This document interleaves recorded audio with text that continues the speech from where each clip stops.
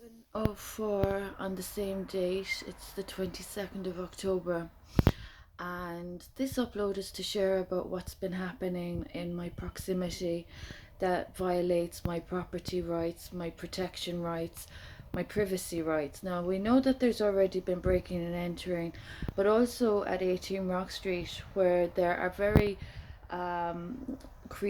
important creative intellectual matters occurring within my personal space as an anthropologist, as a cultural theorist, as a graduate of the Language and Department, Cultural Studies Department in the University of Limerick. There's very important creative intellectual property. And as we've mentioned already, there's disputed matters around the legislation of COVID, from my stance that addresses crime prevention, sanity and sobriety.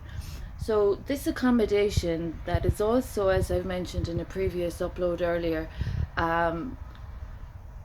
acknowledged.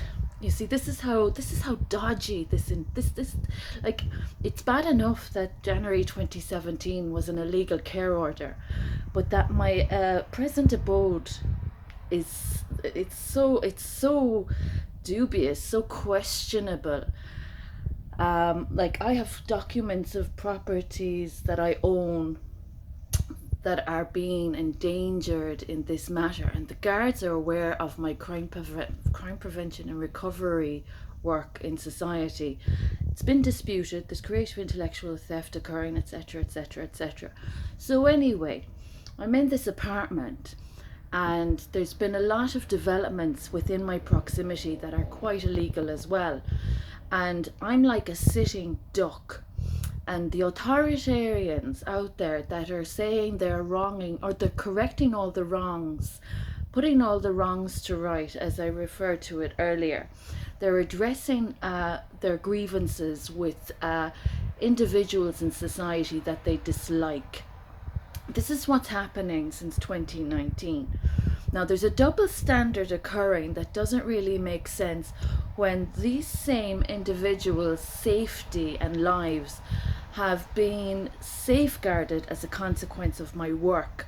Now, there's some cheeky individuals within my proximity even now that are enjoying the fruits of my labour and aren't exactly playing good party politic, and they're not exactly qualified to be discussing my work or my wealth or my property, but they have done so.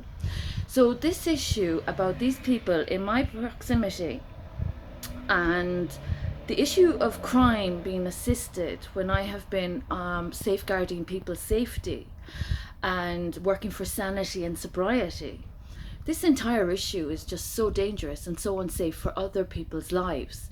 So the initiative of the Landgrab, now there's been breaking and entering into Tubberett Hill household of myself and my husband Richard McElligott, a missing person presumed dead.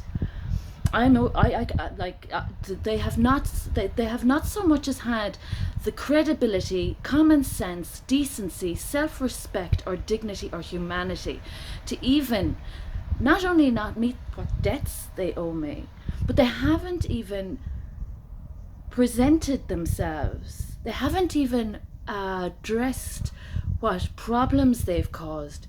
And my husband, Lord rest his soul for all I know, not only have we a child that's unlawfully from our care, but I'm sitting duck apparently in an apartment that's broken into, where culprits of fraud, again in this community, are still causing problems and obstructions and exacerbation, and they're worried about their children.